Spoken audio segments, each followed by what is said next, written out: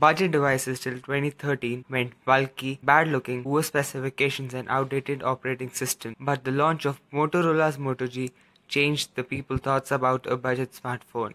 Motorola's Moto G looked great on the specification sheet, gave users an excellent performance. Motorola made a history by announcing one of the greatest budget smartphones called the Moto G second generation. Here's our word on the phones that is made to create the history in the budget smartphone market.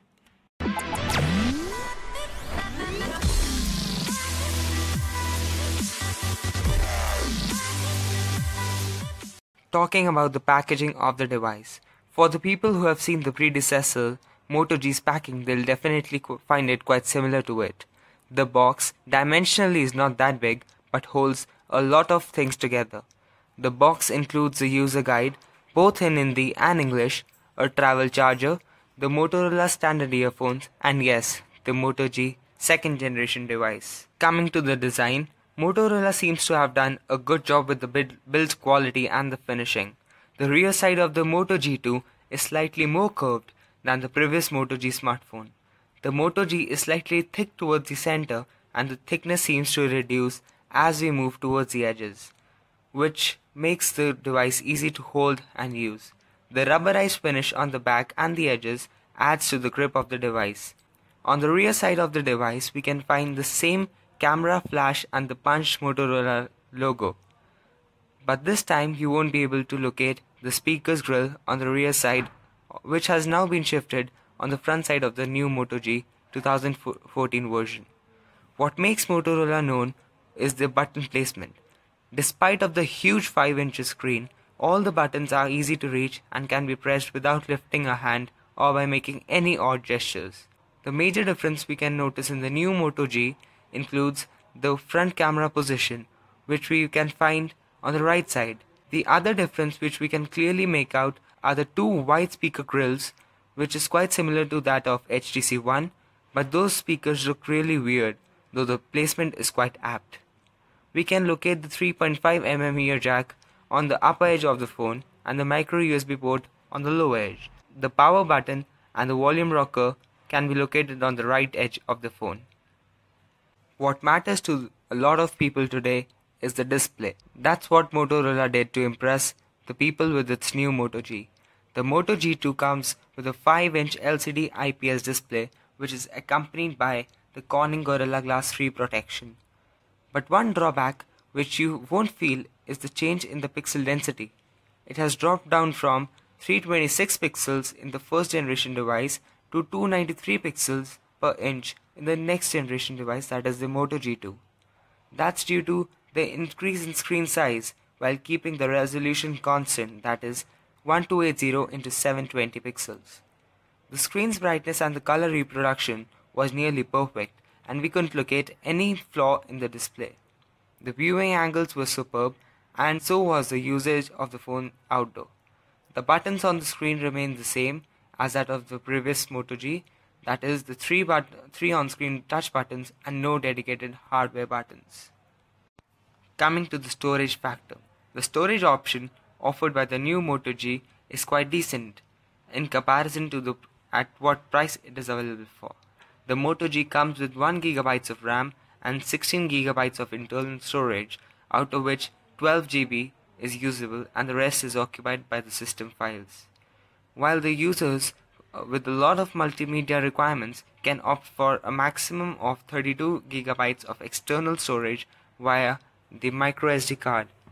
In addition, plus point for the users going for the device is the support for the OTG cable, which enables users to connect their external USB drive to the phone. Coming to performance and the operating system. The lag-free performance and the great graphics in the Moto G2 is powered by ARM Cortex-A7 1.9 GHz Snapdragon 400 quad-core processor with the Adreno 305 GPU.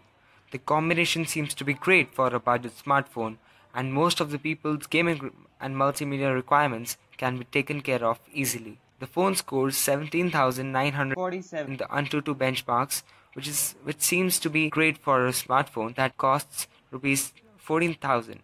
The operating system running on the Moto G2 is Android 4.4.4 right out of the box.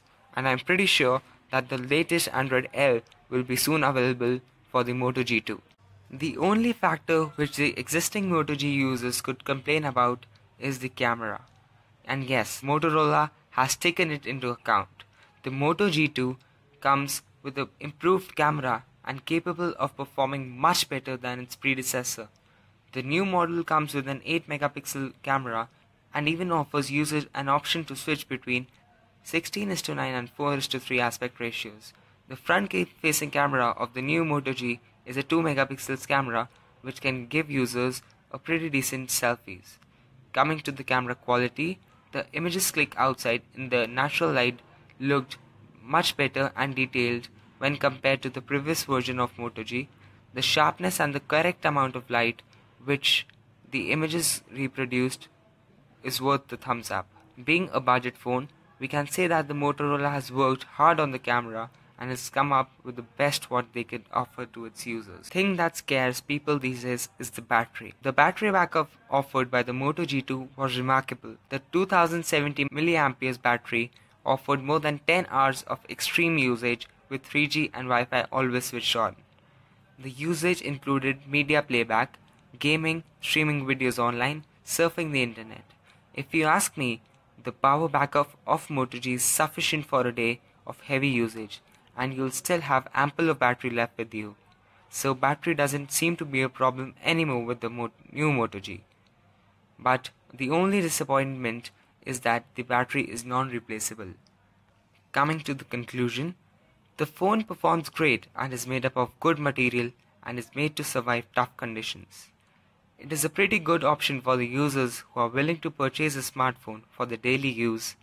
It is also a must-buy for all the tech geeks out there who are desperately wanting to try out the latest updates in the software and the operating system. But in case you are an existing Moto G first generation user, it is not a healthy deal for you, migrating from your existing phone to the successor, as there have not been any such drastic changes except for the larger screen and the better camera. The other alternative to the Moto G2 will be the Lenovo S660. You can watch our Lenovo S60 review by clicking on the link in the video. Thank you guys for watching the video. Stay tuned on Virtuaniz. Subscribe to the channel if you haven't, and in case you like this video, do click on the thumbs up button and share it on all your social networking accounts. Thank you for watching this video. This is Karan signing off.